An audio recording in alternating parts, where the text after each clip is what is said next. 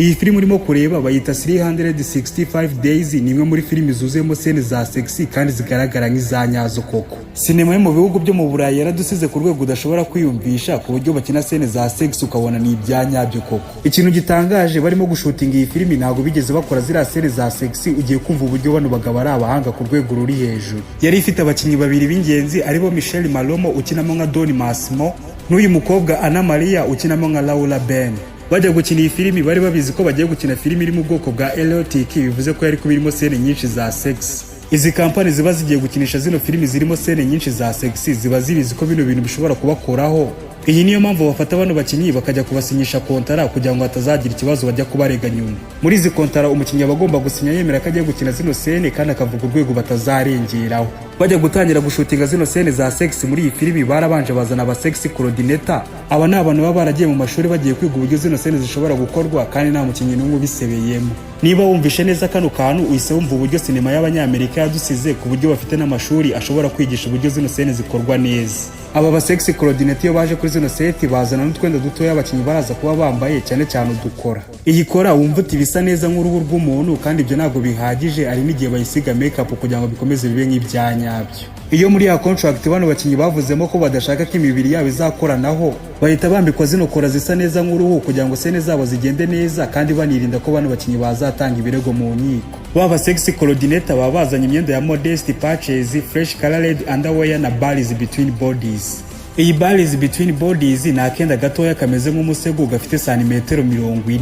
Muratwihanganira ntago turimo gushyiramo amafoto y'utwo tuntu, ni ukwirinda kuviyora amategeko ya YouTube, ariko turabisobanura ubyumve neza. Iyo bagiye gushutinga zira scene za sexy bagashyira hagati y'umuhungu n'umukobwa, kandi wibuke neza ko baba banambaye ikora kugira ngo abakinnyi banisanzure bagaragaza amarangamutima yabo neza. Iyo bagiye gukina zino scene haba ari abantu bakeya b'ingenzi. Akenshi iyo bagiye gukina zino scene za sexy kuri iyo scene haba ari abantu bane, aribo director, umu-DOP ari nawe ufite kamera, sound engineer kugira ngo bizamworoye gushyiramo sound muri iyo scene, na wa mu sex coordinator kugira ngo abwire abakinnyi uburyo bari buze kwitwara. Ikiba gisigaye ni ugushutinga izo scene zabo, ariko uraje wumva izindi trick bagenda bakoresha kugira ngo scene uzabona ari izanyazo koko. Iyo bagiye gutangira gushutinga zino scene, wa mu sex coordinator abwira umukinnyi uburyo agiye kwitwara n'ahantu agiye gukora mu gihe runaka. Ubwo wa mu-DOP ufite kamera aba yayifatiye kuri angle nziza ku buryo itaza kumanuka ikerekana ko ibice by'ibanga babihishe bifashishije kola. Nureba neza zino scene zabo uzabona ko bafata igice cy'umuntu bakizuminze kandi bagafata udushoti dutoya hejuru no hasi.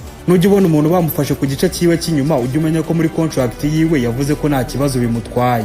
Iyo umukinnyi yavuze ko gufata kino gice cyiwe cy'inyuma nta kintu bimutwaye, abakoreye bano ba producer dore ko bifashisha bino bintu bakora scene iri wide.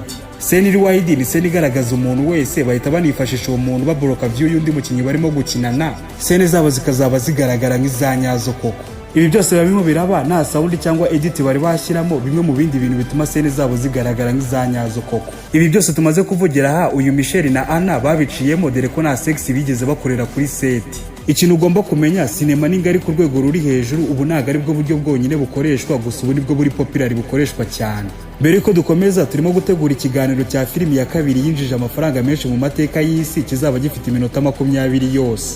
Kizasohoka kuwa gatanu saa 9 za nimugoroba. Reka twizere ko uzakomeza kubana natwe, ukabana na dusupport inzu dukorera subscribe. Iyi filimi urimo kureba ni 50 Shades of Grey, yasohotse mu 2015. Nimba utari wayireba ukaba ukunda filimi z'urukundo, nta kintu wari wareba. Kugira ngo wumve uburyo iyi filimi yakunzwe ku rwego rudasanzwe, yinjije akayabo ka miliyoni 570 zose z'amadolari. Ibi ntago ari ibintu bisanzwe kuri filimi yo mu bwoko bwa romantic. Bajya kuyikina yari kubifite abakinnyi babiri b'ingenzi, aribo Dakota Johnson na Jamie Dornan. Mbere ko batangira gufata amashusho y'iyi filimi barabanje barabahuza kugira ngo babwirane ibice by'ibanga batazakoranaho mu ishutingwa ry'iyi filimi, dore ko nayo yari irimo scene nyinshi za sex. Mu gusinya contract bano bakinnyi bari bahawe bemeye ko zira scene zo gusomana bazazikina byanyabyo. Hanyuma zira scene za sex zo ntago bigeze bazikina kuko muri contract bari barabyanze. Ibi byanageze kure muri contract y'aba bantu kari babiri, bavuga ibice by'umubiri umuntu bagiye gukinana atagomba gukoraho. Hari tricks eshatu bagiye bakoresha muri iyi filimi kugira ngo zira scene za sexy uzazubona ari izanyazo koko. Trick yabo ya mbere ni camera trick, aho mu-DOP wabo abafatiye kamera kuri angle nziza ukabona ibice by'umubiri byegeranye ku rwego ruri hejuru. Ntabwo ushobora kumva uburyo bano bantu bafite ikoranabuhanga kandi bino bintu bakaba baranabyize, ku buryo afata kamera akayikoresha movement nziza, ku buryo afata kamera akayifatira muri angle nziza, scene ikazaza imeze neza nk'iya nyayo, wowe ukabona ni ibyanyabyo kandi n'imibiri itarigeze ifatana. gusa ibi bajya kubikora babanje gushyiramo twa tubariyezi kugira ngo imibiri y'aba bantu itaza gufatana.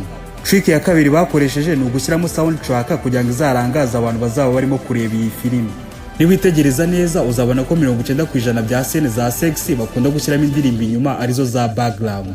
Ziriya sound baba bashyizemo nizo kukurangaza, dore ko n'utu dusene tuba dufite amasegonda makeya ku buryo ubwonko bubona ibintu byinshi mu masegonda makeya. Uko ubwonko bubona ibintu byinshi mu masegonda makeya ni nako bugorwa no kuba bwakuramo ikosa muri iyo scene. Trick ya gatatu yabereye muri editing, aho bashyiragamo motion fast cut scene zikazagaragara nk'izanyazo koko. Iyi filime yagiye kurangira itwaye miliyoni 40 zose z'idolari. Niba wumvisha ayo yinjije twatangiye tuvuga, urahita wumva ko bungutse miliyoni 520 zose. Iyi nyungu ni nyinshi cyane. None se wowe umaze kumva kino kiganiro urumva byadufata n'imyaka ingahe kugira ngo sinema yacu igere kuri runo rwego? Niba ushaka kureba iyo myenda bagenda bakoresha muri scene za sexy, jya ku rubuga rwa Instagram wandike Isumagari 250, urahita ubona akaganiro gato yatwayikozeho. Aha twirinze kuyishyiramo kugira ngo tutagira ahantu tugonganira na YouTube. Wowe twabanye muri kino kiganiro ndagushimiye cyane.